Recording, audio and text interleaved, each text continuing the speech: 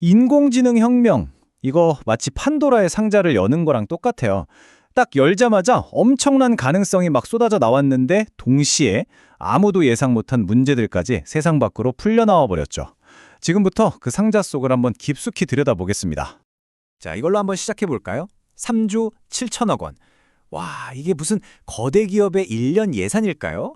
아니면 뭐 한 나라의 R&D 비용? 놀랍게도 둘 다 아닙니다. 이 돈의 정체는요, AI 전문가도 아니었던 개발자 몇 명이 그냥 기존의 거대 AI 모델, 그러니까 파운데이션 모델에다가 자기들 아이디어를 살짝 얹었을 뿐이거든요. 그런데 말 그대로 하룻밤 사이에 기업 가치가 폭등해버린 겁니다. 야, 이게 바로 현대판 골드러시죠. AI가 우리한테 약속하는 바로 그 눈부신 기회라는 게 이런 겁니다. 네, 맞아요. 이게 바로 판도라의 상자가 딱 열렸을 때 우리가 제일 먼저 본 그 눈부신 희망인 거죠. 단 하룻밤 만에 세상을 바꿀 수 있다. 뭐 이런 약속, 그 혁명적인 가능성 말입니다. 하지만 상자 속에서 나온 게 빛나는 희망만 있었던 건 아니었습니다. 그 희망의 그림자 속에서 첫 번째 아주 불길한 존재가 스물스물 기어 나오기 시작해요. 그게 뭐냐? 바로 현실 그 자체를 오염시키는 문제였죠.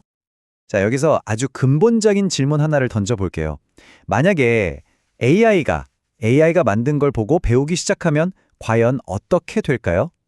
이 질문이요, 바로 데이터 오염 문제의 심장부를 정확히 찌르면서 모델 분결하는 좀 섬뜩한 개념으로 우리를 이끌어갑니다. 이게 참 기묘한 현상인데요. AI가 만든 건 완벽한 원본이 아니라 99.9% 닮은 아주 정교한 사본이잖아요.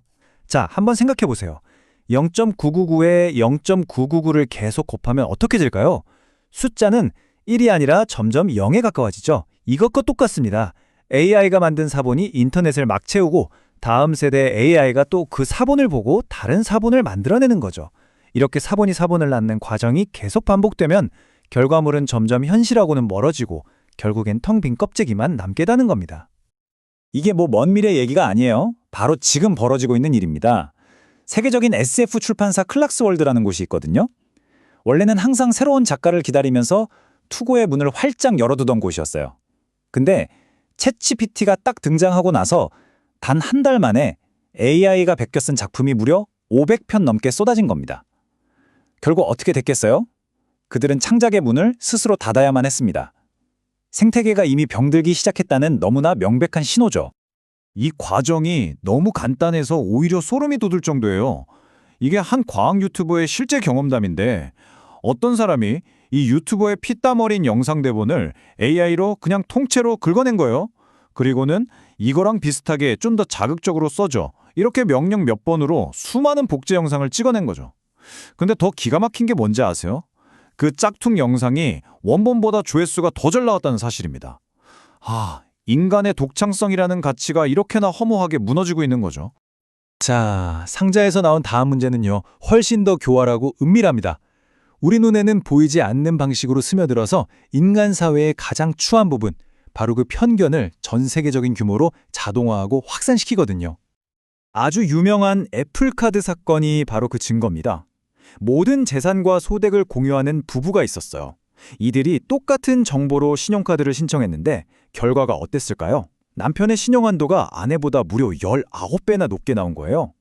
아니, 신청서에 성별을 묻는 칸조차 없었는데 말이죠. AI가 한 일은 아주 간단했습니다. 지난 수십 년간 쌓여온 금융 데이터 속에 숨어있던 우리 사회의 성차별적인 패턴을 그저 충실하게 학습하고 그걸 기계적으로 재현했을 뿐이에요. 여기서 핵심은 AI한테 무슨 악의가 있거나 한 게 아니라는 점이에요. AI는 그저 거대한 거울 혹은 확률적 앵무새에 불과한 거죠. 인터넷 세상에 떠도는 우리의 편견, 왜곡, 혐오 이런 것들을 옳고 그름에 대한 판단 없이 그냥 앵무새처럼 기계적으로 따라 말하고 있을 뿐이라는 겁니다. 문제는 그 거울이 우리의 가장 못난 모습까지도 너무나 선명하게 비춘다는 데 있는 거죠.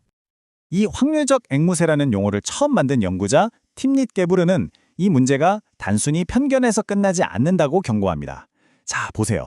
이 거대한 모델을 한번 훈련시키는 데 들어가는 막대한 환경 비용, 그리고 방금 말한 데이터 편향 문제, 또 모든 자원이 이런 거대 모델 개발에만 쏟으면서 다른 중요한 연구가 외면받는 기회비용 문제, 마지막으로 그럴듯한 거짓말을 순술 뱉어내는 이른바 환각현상까지. 보시다시피 문제가 훨씬 복잡하고 다층적입니다. 이제 상자 맨 밑바닥에 남은 가장 근원적이고 무거운 위협을 마주할 시간입니다. 이건 뭐 단순히 일자리가 몇 개 사라진다 이런 차원의 이야기가 아니에요. 인간이라는 존재의 의미와 목적 자체가 통째로 흔들릴 수 있다는 그런 실존적인 질문으로 넘어가는 겁니다. 놀랍게도요, 우리는 역사에서 아주 비슷한 장면을 본 적이 있습니다. 바로 로마 제국이죠. 계속된 전쟁에서 이기면서 엄청난 수의 노예가 유입됐어요. 그러자 평범한 로마 시민의 노동 가치는 말 그대로 0에 가까워졌습니다. 결국 탄탄했던 중산층은 무너졌고 할 일과 목적을 잃어버린 시민들의 분노를 잠재우기 위해서 국가는 공짜 빵과 서커스, 즉 기본소득과 아주 말초적인 오락거리를 나눠줘야만 했죠. 노동의 가치가 사라진 사회가 어떤 공허함에 빠지게 되는지 역사는 이미 우리에게 이렇게 경고를 하고 있었던 셈입니다. 온갖 재앙과 문제들이 쏟아져 나온 판도라의 상자. 하지만 신화에 따르면 그 맨 밑바닥에는 마지막 하나가 남아 있었다고 하죠.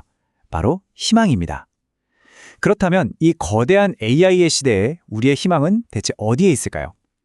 제 생각엔 그건 정답을 찾는 기술이 아니라 올바른 질문을 던질 줄 아는 우리 인간만의 능력에 있는 것 같습니다.